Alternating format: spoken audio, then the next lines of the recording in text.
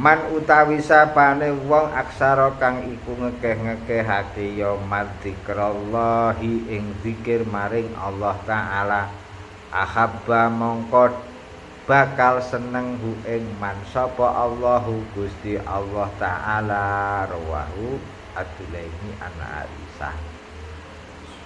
Dadi hadis iki diriwayatno Imam Dulaimi sumbere saking Siti Aisyah garwane Kanjeng Nabi. Adi wong kok gelem ngekeh-ngekehno zikir maring Gusti Allah, mongko Gusti Allah bakal seneng karo wong sing zikiran. Maring awake dhewe, awake kok seneng zikir. Kok Gusti Allah bakal seneng awake dhewe. Lah wong ku aneh. Aneh ya. Kepengin disenengi Gusti Allah, tapi ora gelem zikir. Iya betul ya. Kepengen disenengi Gusti Allah tapi ora gelem zikir. Lah sing unik keneh umpama wong ku seneng wong wedok. Iku sing dipikirno wong iku wae. Sithik-sithik wong iku. Zaman nom-nomane dhewe ya. Seneng wong wedok. Mesti mikir ya wong iku wae. Turu ya mikir wong, ape turu ya mikir iku betul ya. Melek turu ya mikir wong iku wae kene. Abote kepengin disenengi wong wedok. Mikir ya mikir carane piye carane aku disenengi. Digolekno senengane ku apa. Ya betul ya. Senengane roti ditupokno roti. Senengane sate ditupokno sate ya. Apa senengane pokoke dituruti lah. Senengane dawet kok dawet. Iku gara-gara abote seneng wong wedok. Seneng wong wedok sampai semono oleh mikir.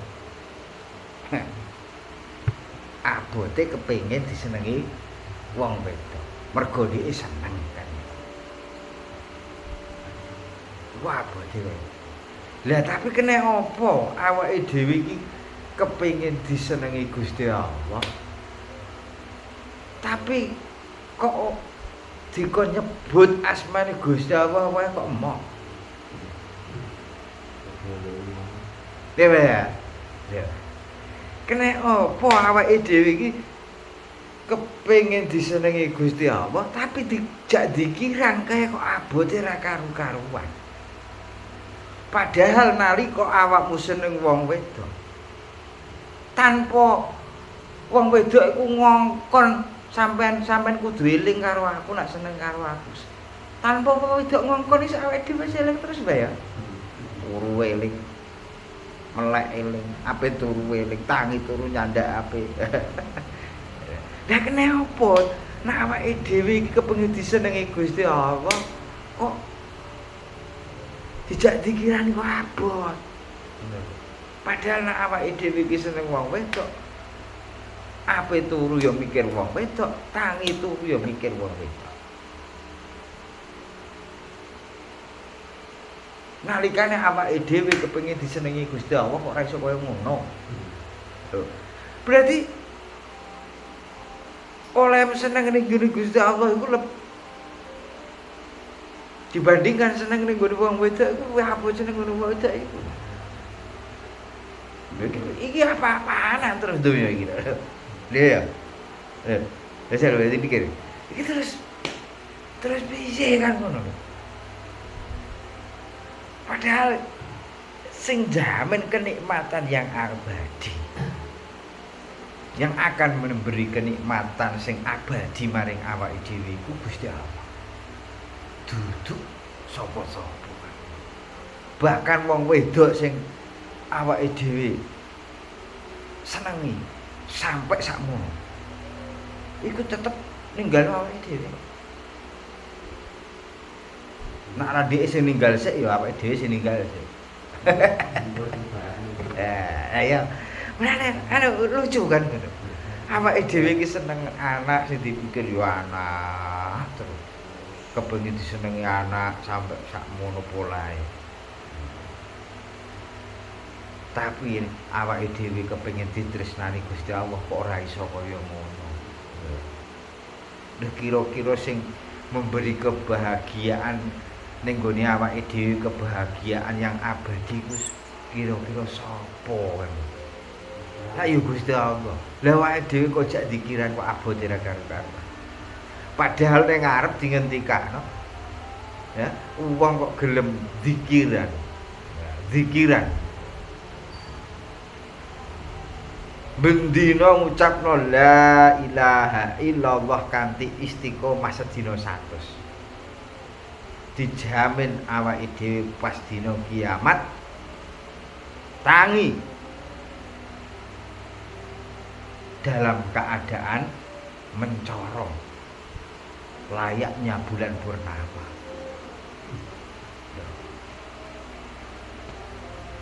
Layaknya bulan purnama.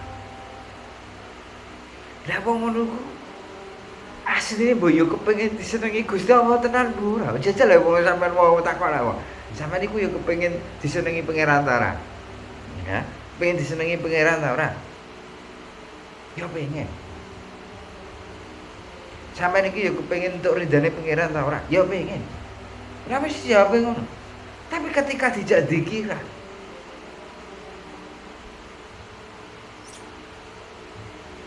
wis gelem budal iku lho lumayan. Ya. Nyatane jamaah Yasin yang mono yamene yo 50. Munggah mudune yo 50. Ora tau sak dhuwure 50 ora tau. Lho berarti kan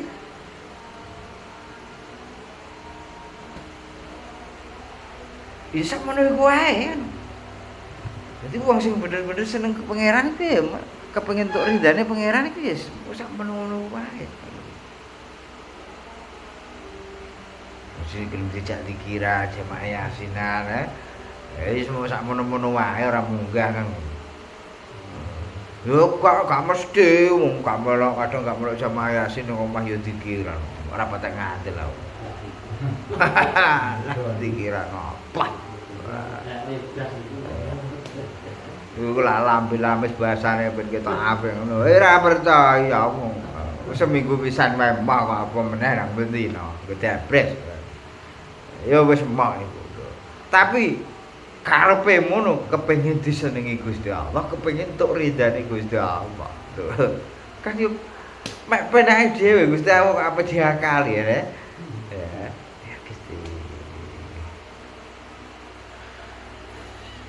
Ning hadis ngarep dingendikano sapa wong gelem ngekeh-ngekehno zikir mongko aku bareng karo dheke lho dawuh Gusti Allah sing ngarep hadis kuci ya. Kene ngono.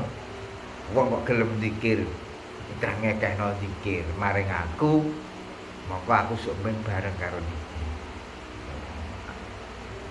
Iku dawuh Gusti Allah. Begitu saking pentingnya dawuh iku sampai di bulan-bulan Gusti Allah yang ngendikan, Kanjeng Nabi yang ngendikan. Nah iki dawuh Kanjeng Nabi, man aksara dzikrallah ahabbahu Allah taala. Kowe kok gelem zikir ngekeh-ngekehno zikir maring Allah, mongko sampeyan awakmu bakal disenengi Gusti Allah.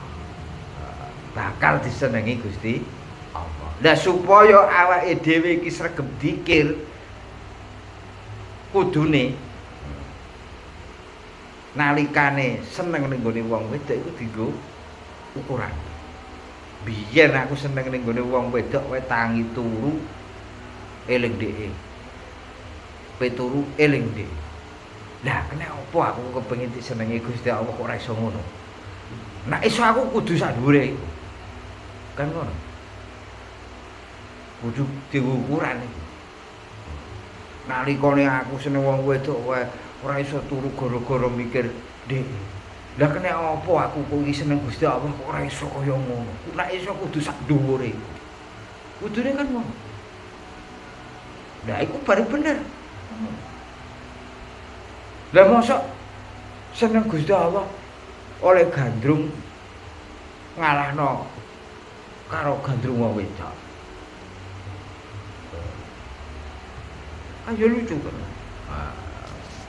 Lucu. Jadi nek awake dhewe iku kepengin disenengi Gusti Allah, ya kudu sregep pikiran. Sregep pikiran. Lah supaya sregep pikiran, ya iku mang nalikane awake dhewe seneng maring wong wedok, bojone awake dhewe diku perbandingan. Nah iso aku olehku seneng kudu sak dhuwure. Olehku nyebut kudu sak dhuwure. Aku biyen eling sedina suwengi eling wong wedok iku ping 5 umpamane. Nah iso aku kudu ping 100. Ngono. Berkali-kali lipat.